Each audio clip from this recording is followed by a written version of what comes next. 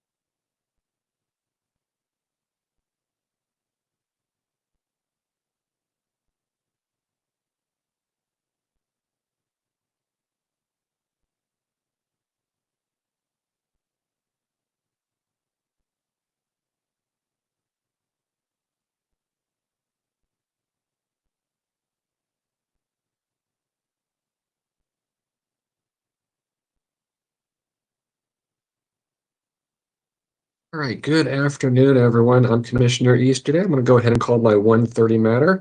This is the time set for in the matter of Wholesale Auction Homes LLC versus Lori Chevalier et al. Case number CB 2026-029958. Let's go ahead and get appearances, please. Be with counsel for the plaintiff.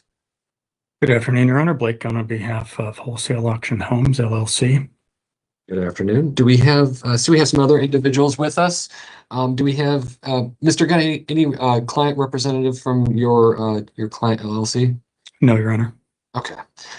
Do we have defendant Lori Chevalier or her attorney with us?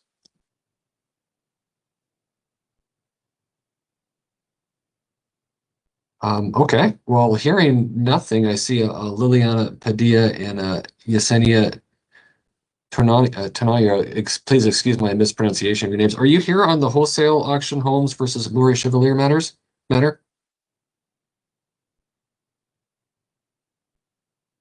Looks like they're both muted, Your Honor. Yeah, you're both on mute, and I need to know if you guys are here for the Wholesale Auction Homes versus Lori Chevalier matter. You're on mute. Ms. Padilla, you're on mute. Well, I'm not going to hold up progress. The court will note Liliana Padilla and Yesenia Tenorio have joined the virtual courtroom, but they don't appear to be. They haven't announced that they're here for this matter. Your Honor, if I may, I can check the certificate of service and see if either of these individuals were identified in it. That might help. Yeah, I checked, and it looked like there was the named defendant Lori Chevalier was served personally. I mean, always double check my work, Mr. Gunn, but yeah. So I'm going to go ahead and find that no defendant or defendant's attorney are timely appearing in Wholesale Auction Homes LLC versus Lori Chevalier. So, Mr. Gunn, how would you like to proceed with today's hearing? Just proceed by making a brief record and requesting entry of judgment by default. Wholesale Auction Homes, according to the petition, the Wholesale Auction Homes purchased the property on June 16th, 2026 at a trustee sale. The trustee's deed was recorded at Maricopa County Recorder Docket number 2026-0423-567. A copy of that trustee's deed was attached to the complaint as Exhibit A. After acquiring title to the property, Wholesale Auction Homes transmitted a demand for possession under ARS 12-1172 and 1173 and 1173.0182. A copy of the demand was attached as Exhibit B to the complaint, and it was sent to them by certified mail, or to the occupant by certified mail.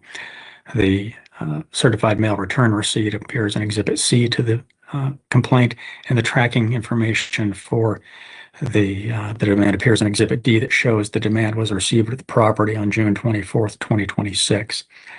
According to the affidavit of service, the defendant was both the occupant and Lori Chevalier were personally served with a complaint, summons, notice of hearing, and certificate regarding compulsory arbitration. The property is located within Maricopa County, and venue is proper in this court. And so with that record, Your Honor, we would request that Wholesale Auction House be awarded possession of the property, that the defendant be found responsible for a forcible detainer, and that a writ of restitution issue within 5 days if they have not vacated the property after that point. Thank you, Mr. Gunn. Anything else you wish to add? No, Your Honor. All right, well, thank you. Again, in an abundance of caution, I'm going to ask one more time, do we have any defendants appearing in Wholesale Auction Homes LLC versus Lori Chevalier? Again, we've got a Liliana Padilla and a Desi Garola. They're all on mute and they have not announced that they're here for this 1:30 matter. So based upon that, the court's going to go ahead and make some findings. I do find that service of the complaint and summons were timely and proper, and everything was improper within Rule 5.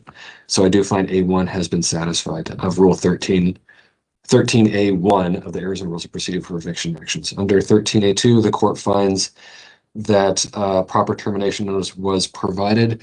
A copy of that is the exhibits B, C, and D, all showing that the termination notice was provided and then also timely sent. So A2 has been satisfied under Rule 13. Based upon the default, the well-pled facts of the complaint are deemed admitted. Based upon the well-pled facts, the court finds the plaintiff has a superior right of possession. Specifically, based upon the deemed admitted facts, the plaintiff purchased the property in June of this year, so definitely has the right of superior right of possession. So 13A3 has been satisfied. This is not a partial payment case, nor is this a subsidized rental property, so A4 and A5 are inapplicable. Based upon everything in the court findings, the court finds the defendant to be responsible of forcible entry and detainer. The court has reviewed the proposed form of judgment based upon the default and the finding of responsibility. The court finds it is appropriate based upon Mr. Gunn's requests, and will enter the record here today. Thank you, Your Honor. You're welcome. Is there anything else we got to talk about today, sir? No, Your Honor. Thank you. Well, thank you. And if there's nothing else, this matter is adjourned. Try and stay cool and inside. This is a disgusting day today. Well, it's supposed to start raining tomorrow, maybe. You can't dump this much heat into the Gulf and not get the monsoon. Well, I hope you're right, because the air definitely needs a good scrubbing. So, but nevertheless, have a good rest of your day, sir. Thank you, Your Honor.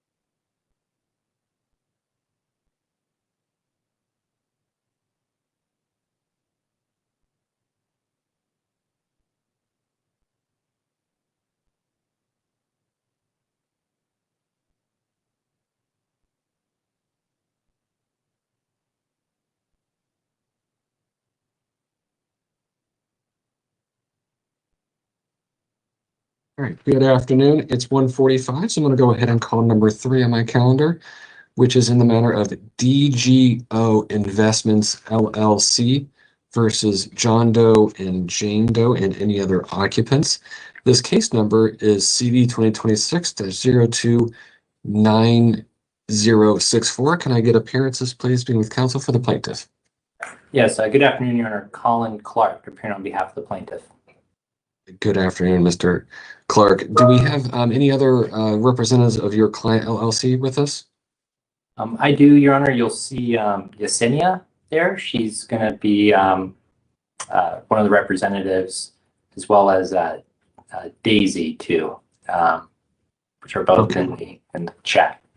Okay, and they're both client representatives of your client LLC? Yes, Your Honor. All right, so, well, let's go ahead and get some appearances. Let's go just going down. Yesenia Tenerio, you've turned your camera on. Can you go ahead and unmute yourself and introduce yourself by saying your name, please? All right, I can't hear you. Can't hear you.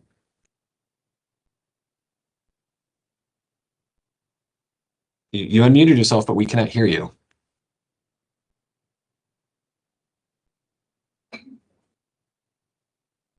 Cannot hear you. Well, Ms. Tenerio, while you get your tech issue sorted, let's go ahead. Daisy Gorilla, can you unmute yourself and introduce yourself by saying your name on the record? I'm Daisy Gorilla, and I'm the CEO of DGO Investments LLC. All right, good afternoon. Ms. Tenerio, have you got your tech issue sorted? You're back on mute.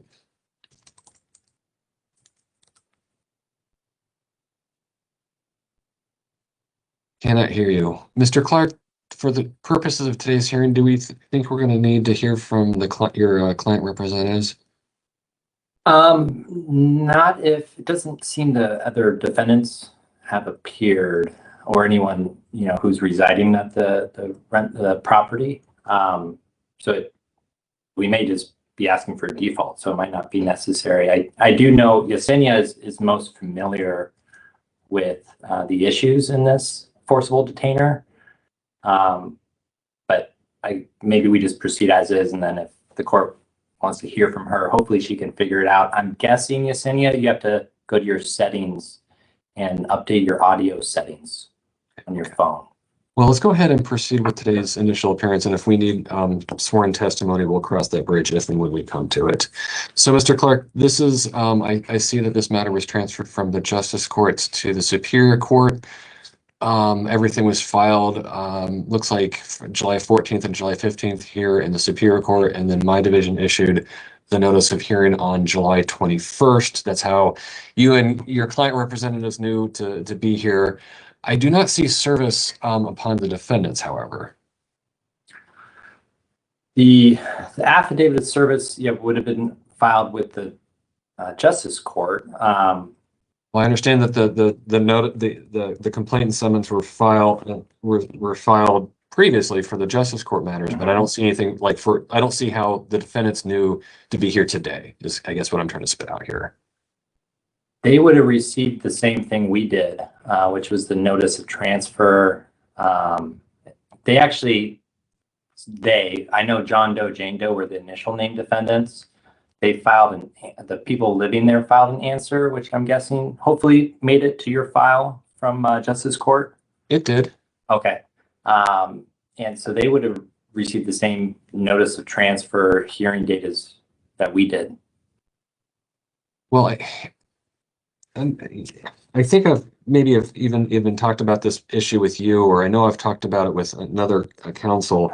When a matter gets transferred from the Justice Court, well, let me ask you this: what's your request today, sir? We're asking for a default judgment. We're really just seeking a possession judgment to get possession back of this home. Well, I do see that there is an answer filed. Maybe this is just me being overly cautious. You can certainly argue to the contrary, but I think I understand your argument that the matter was filed in the Justice Court. You served them. They've even filed an answer to appear, and then the Justice Court transferred it to the Superior Court. I guess I'm just having a hard time under some of the findings I need to make that the service of the summons and complaint were proper and timely. And if I'm going to find someone in default here in the Superior Court, wouldn't it be, I guess, best or even required to be reserved with everything, or at least with the service, with the operative complaint and I guess the notice of hearing the new summons, to emphasize that they should be here? I mean, I get that concern, Your Honor. The reason we didn't reserve the summons and complaint is because I don't believe there's an obligation to do that. I didn't see any court order to do that. I mean, that's why we didn't. And they did file their answer, Deborah and Leonard, with their address. I'm pulling up the notice of transfer, which the clerk would have mailed to both parties. And so, I mean, that's why we didn't reserve them the summons and complaint, because we already served them the first time. And I guess that's my biggest concern is I don't think we were ordered or obligated to reserve them. And as I look closer into the certificate of service, again, it was filed in the Superior Court July 14, 2026. It looks like it was the certificate of service that was filed on the White Tank Justice Court, date of service June 4th, 2026. Quote, I personally served the documents at the usual place of the abode. After attempting service and finding no one home, I posted a copy on the door and mailed one certified mail. Is that the service that you're relying upon? Yeah, that was for the Justice Court, hearing. So when we filed the forcible, the summons complaint, eviction packet was all served upon the defendants back on June 4th. They And then this is- appeared, filed the answer, and yeah, Okay, and this is a forcible detainer, correct? correct. So under my reading of Rule 5E, service of the summons and complaint shall be accomplished by either personal service or posted mail service for a special detainer and for a forcible detainer as provided by Rule 4.1 or 4.2. So service for forcible needs to be under the 4.1, personal service, or get permission for alternate method of service like mail and mail. Exactly. But then we've got an answer, and I don't see where they contested. Well, they did contest jurisdiction of the Justice Court. Counsel, I'm talking myself into denying your current request for a default judgment at this time, because I'm not necessarily thinking that service may have been proper. But I'm happy to hear argument about how I'm Sure. Yeah, so like you pointed out, service is different for a forcible versus a special. And if personal service cannot be accomplished, then the landlord would have to seek for alternative service. The reason we didn't do that is the defendants appeared, at the hearing. So they appeared, they waived their service issue. They then asserted the jurisdictional argument, that Justice Court doesn't have jurisdiction over the hearing because the title's in dispute or in question. And then that's what prompted the Justice Court to transfer to Superior Court. The Justice Court issued a notice of transfer, which I assume is in with your file. That was part of the transfer file. White Tank issued that on June 10th, notifying the parties it was, transferred to Superior Court. The clerk notated it was mailed to both myself as well as the defendants. And then the Superior Court, and once they accepted the transfer and set this hearing, and I'm looking at Superior Court's notice. Maybe I don't see a notation how it was delivered to the parties on the Superior Court notice. So you might have better understanding in that regard. Well, I see the notice of hearing that was issued on July 21st. And for whatever reason, my computer's having a little difficult time pulling up the defendant's answer. But I do see it. Okay, so it looks like alleging the Justice Court didn't have jurisdiction because of the title issue. Is that your understanding? Yes, I think it was misconstrued by Justice Court, and I'm happy if you allow me, I can tell you why. Okay. Go for it. So, and this also is in conjunction with another pending case in front of Maricopa County Superior.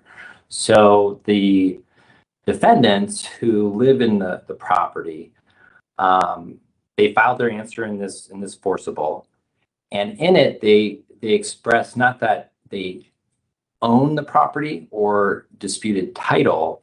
It was that they were upset with the person who sold the property. So the property was owned in a trust, and the people living there were claiming they were beneficiaries of that trust.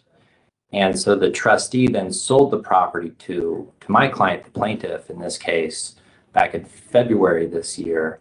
And in their answer, they wrote that they were essentially upset with the sale price that the trustee sold it for.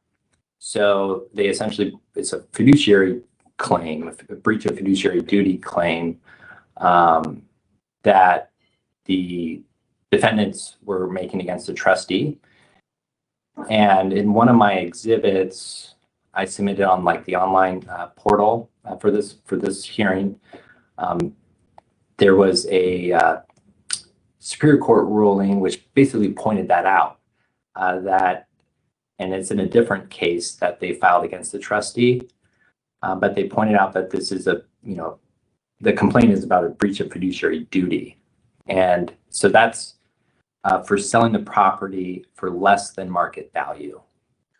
So that's really the crux of my understanding, is that the people living there were upset at the sale price, not that they were upset with the validity of the sale itself, but that they wanted the seller to get more money out of the home, because as beneficiaries of the trust, right, that would benefit them more. And so that's why I think Justice Court really mischaracterized the dispute between the parties. I think Justice Court, just out of abundance of caution, decided to transfer it anyways. But that's my understanding. That's my position as far as the defendant's dispute, based on both their answer as well as the other pending civil lawsuit.